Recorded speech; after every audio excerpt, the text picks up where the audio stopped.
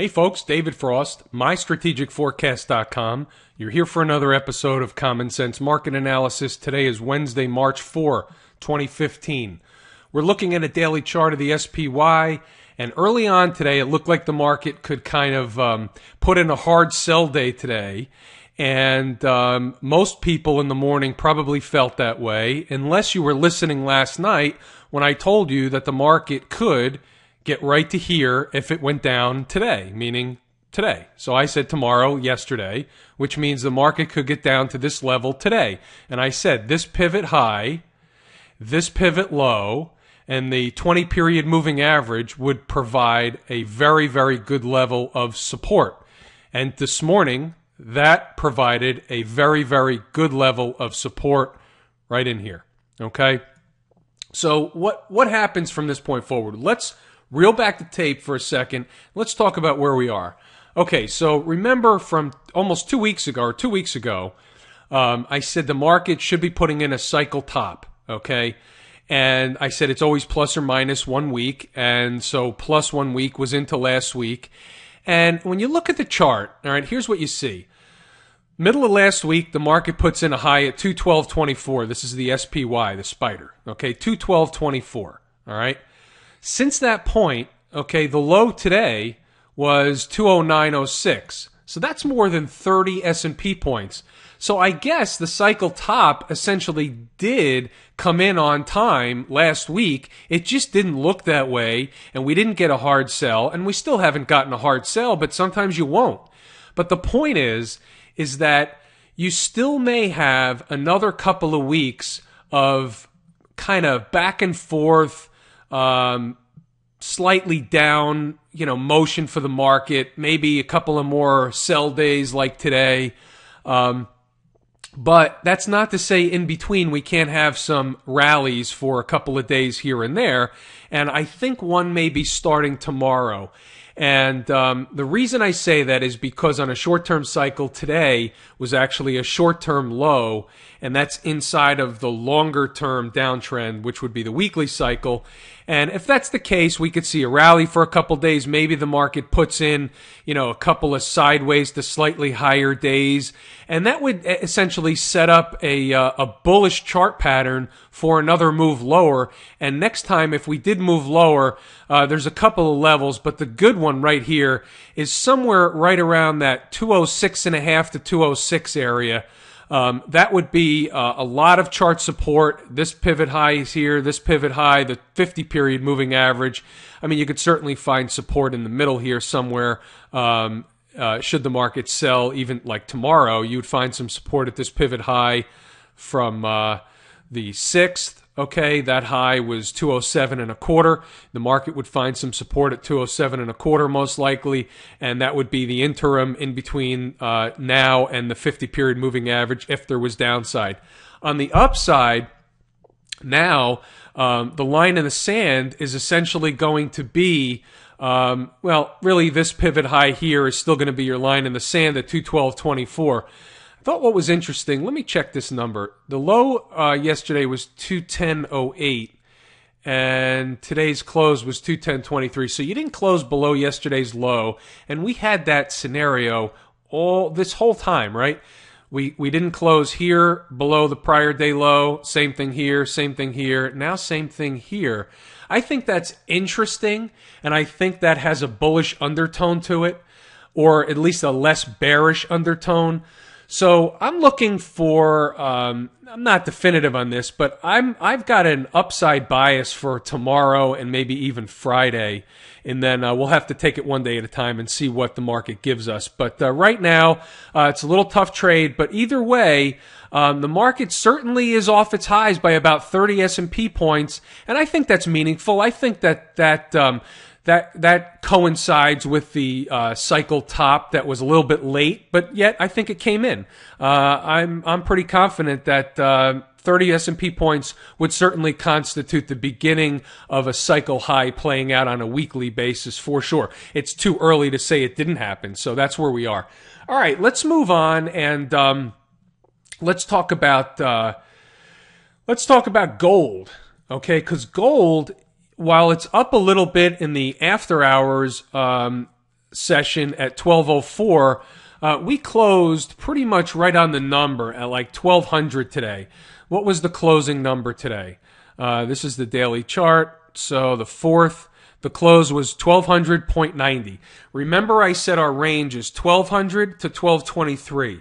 So now we're testing the bottom end of the range, and as long as we don't close below 1200, we're okay. But if we close below 1200, there may be something else unfolding, and we'll have to see what happens if and when we get there. But right now, I'm still looking for upside momentum to begin this week in gold, and I believe tonight's a full moon. And normally, and I know this sounds kind of quirky to those that aren't familiar, but a lot of times a full moon, eclipses, those types of astrological events will typically have an effect in the precious metal and other markets for that matter, but they typically have an effect in the precious metals, and it usually signifies a trend change. It doesn't mean bullish, it doesn't mean bearish, but a lot of times it does signify a trend change.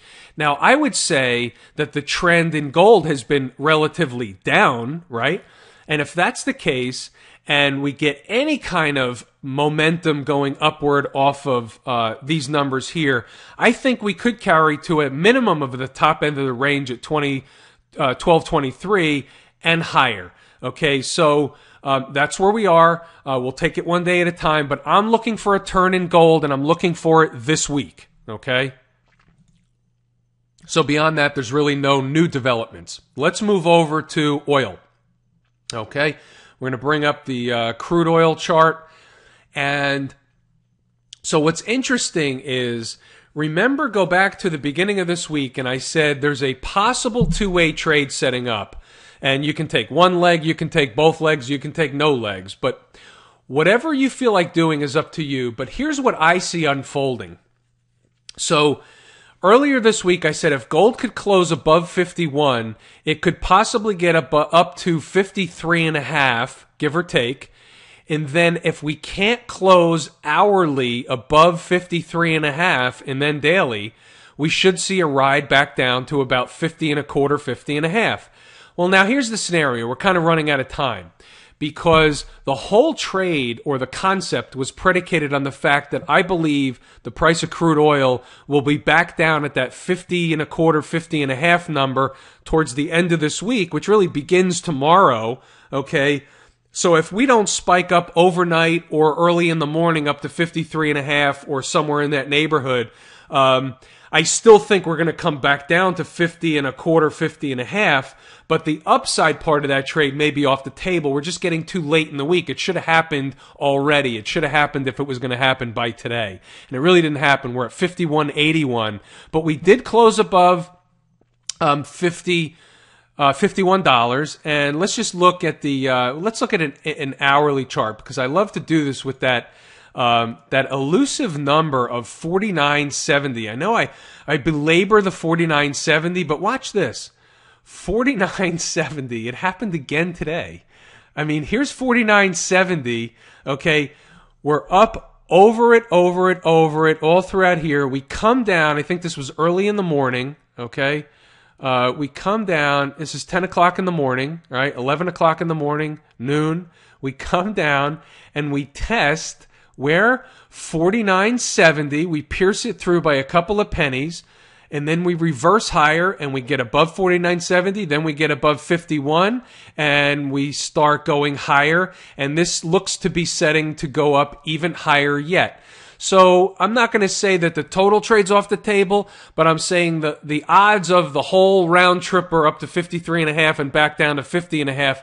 50.25, 50.5 playing out like that are slightly diminished because we're getting later in the week. But I think this end of this week, we're still going to see lower oil prices than we have today. We'll see what happens. We'll review it on Friday. But I think 50.25, 50.5 sometime before the week is out. Okay. Do I want to talk about the bond market? The bond market was pretty flat today. Here's the TLT. Nothing much going on. TLT was up like 18 cents, I think. Basically, let's look at the daily chart, and we'll tell you where we are, and then we'll actually I might even look at the longer term chart. So the daily chart, we're back down towards this double bottom here when I said go long. Then I, basically said that we're going to have a daily top.